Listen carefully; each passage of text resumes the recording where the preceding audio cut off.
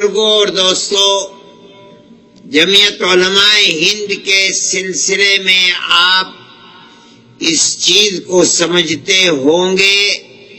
اور نہیں سمجھتے تو سمجھ لیجئے کہ جمعیت علماء ہند کوئی سیاسی جماعت نہیں ہے۔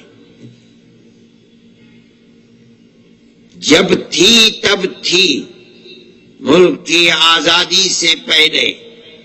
لیکن ملک کی آزادی کے بعد اپنے تمام اکابر رحمہم اللہ نے،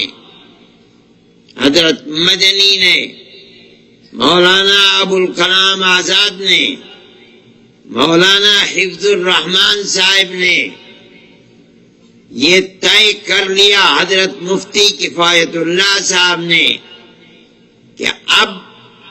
جمعیت علماء خالص ایک غیر سیاسی اور مذہبی جماعت ہے۔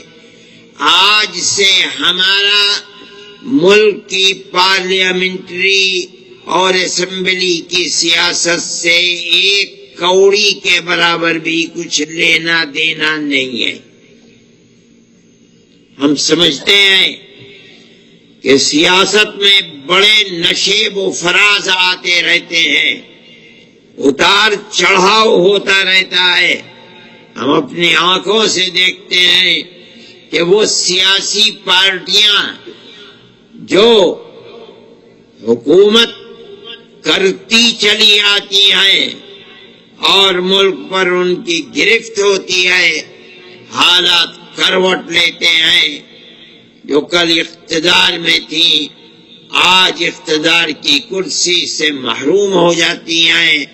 اور وہ سیاسی پارٹیاں جو اقتدار کے دائرے سے باہر تھیں